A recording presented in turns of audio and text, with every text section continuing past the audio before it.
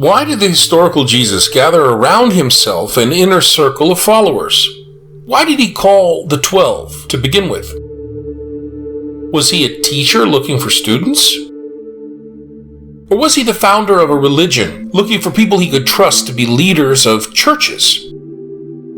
What was going on, and how can we know it for sure? Just as we've seen that we can reach certainties about Jesus' existence and cultural limitations, about how he understood religion, and what exactly his ministry was about, we can also be reasonably certain that the historical Jesus formed a political faction.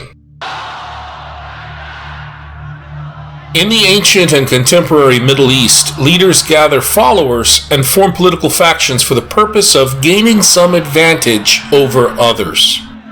Those who follow a leader know and understand full well what the leader is after. They join the leader because they believe that in unity there is strength, that this group together can achieve more and achieve it more effectively than any individual might do alone. Each group member is strongly bonded with a leader.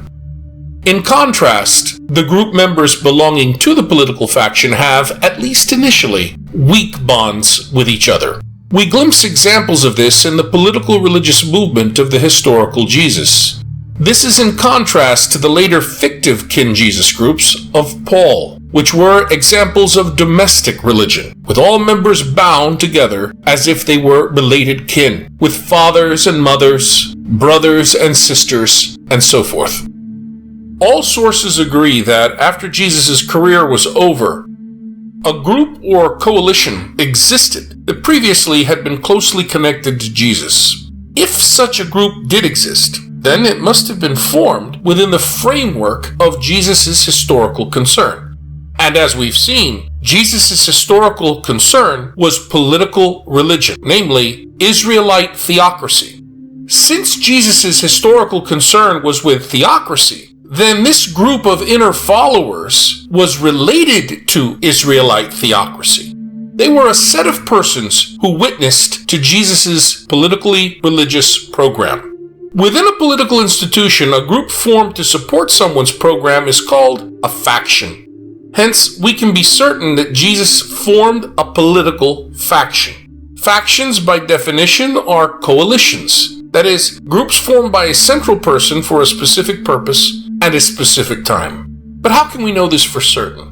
By applying the prevailing scholarly criteria.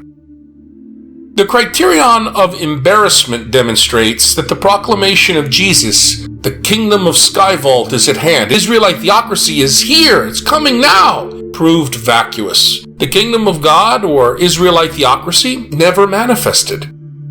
So why would gospel writers invent an embarrassment of Jesus proclaiming a theocracy and gathering together a faction around him to help him with this task if the theocracy never came? Answer, they wouldn't. Therefore, the only reason that the gospel writers would write about this is that Jesus historically must have done this for sure, and thus we can know he gathered a coalition for this purpose for sure. The criterion of incongruity shows us tension in the gospel documents.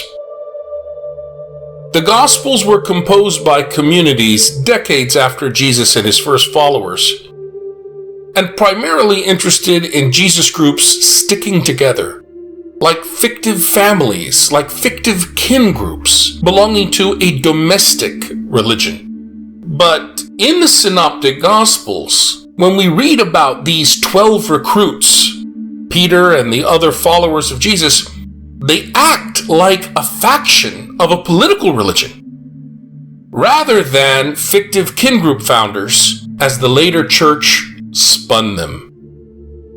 Recall what I said earlier about how, unlike later domestic religious fictive kin Jesus groups, the Jesus movement originally was politically religious, with each faction member strongly bonded with Jesus the leader, but having weak bonds with one another.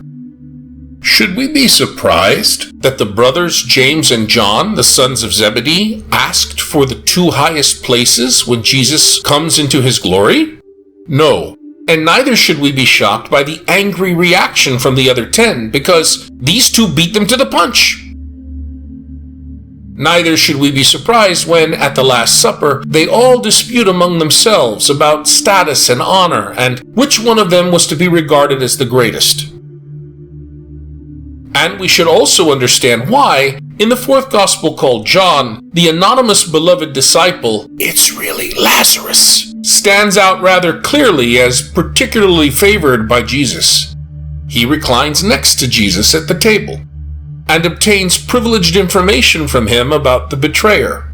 Even Peter doesn't know this and has to use the beloved disciple as an intermediary to get to Jesus. All of these examples showcase something factual about the early days with Jesus. This inner circle of his followers were not really fictive kin members in a domestic religious Jesus group, and they certainly were not church founders, but rather, initially at least, were rival faction members, and they behaved as should be expected of such. The criterion of multiple attestation shows us that all the Synoptic Gospels, specifically elements taken from both Mark and Q, say that Jesus recruited a group of persons to assist him in proclaiming the forthcoming Israelite theocracy. And these independent sources mention this recruitment and an initial attempt at proclamation. Moreover, the pre-Gnostic version of Thomas mentions members of the 12 it calls disciples, but they behave like faction members, not church leaders. But never does Thomas mention anything about them being the 12, or 12 in number. The gospel called John mentions the 12 as disciples, and they behave accordingly. And finally, the criterion of coherence demonstrates consistency with Jesus' historical and cultural situation. All Synoptic Gospels report that group members accompanied Jesus on his final trip to Jerusalem, which is in conformity with a politically religious mission and typical of Mediterranean dyadic group personality types. And when he is arrested and shamefully put to death, in fear of being disgracefully associated with the apparently accursed Jesus, they flee. This definitely conforms to behavior in Jesus' Middle Eastern honor-shame culture. So, my friends, we can know for sure that the historical Jesus called other poor, starving Galileans to be part of his political movement, the Jesus movement. He formed them to be a political faction. Around him were an inner circle of followers. Later on, after they died, they were remembered at the roots of the first Jesus groups and gradually became legendary founder figures. Then, after centuries of pious anachronism, they were transformed into bishops, even monarchical bishops.